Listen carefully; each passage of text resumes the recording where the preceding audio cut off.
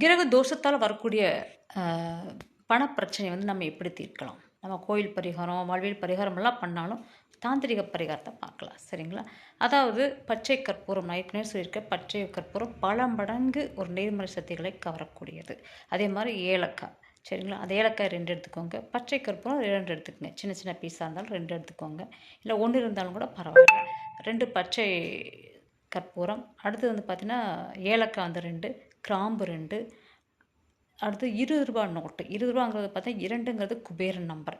அதனால் ரூ. 20 நோட்டு தான் வச்சு என்ன செய்யுங்க, ஒரு பச்சை கலர் டப்பாவில் வச்சு உங்கள் குலதெய்வத்தை வேண்டி வணங்கி, என்னுடைய வறுமை போகணும், நல்ல செல்வாக்கோடு இருக்கணும், உடல் ஆரோக்கியம் இருக்கணும், குடும்பத்தில் இருக்கிறவங்களுக்கு வந்து பார்த்திங்கன்னா எல்லோரும் நலமோடு வாழணும்னு சொல்லி கும்பிட்டு அந்த டப்பியை மூடி உங்கள் ரூமில் நிச்சயமாக கன்னி மூலையில் வந்து பீரோ வச்சுருப்பீங்க.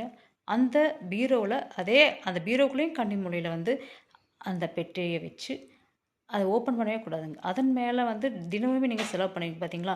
பால் வாங்குறது, காய்கறி வாங்குறது, ஏதாவது பஸ்ஸில் டீசல் போடுறது, அதுக்கெல்லாம் நீங்கள் பணம் எடுப்பீங்க இல்லையா? அதுக்கான செலவுகளை வந்து அந்த டப்பி மேலே வச்சு எடுக்கணும். எடுக்கும் பட்சத்தில் எப்பேற்பட்ட கடனாக இருந்தாலும் விலகி போயிடும். நல்ல வேலை கிடைக்கும். பணத்தை வந்து அந்த பொருட்கள் வந்து ஆகர்ஷணம் பண்ணி கொடுக்கும். சரிங்களா? ஆனால் வேலைக்கும் போகணும். புரியுதுங்களா? வேலைக்கு அதாவது வேலையில் வந்து வேலை போயிடும் அப்படின்னு பயந்துட்டு இருக்கிறவங்கள வேலை போகாது.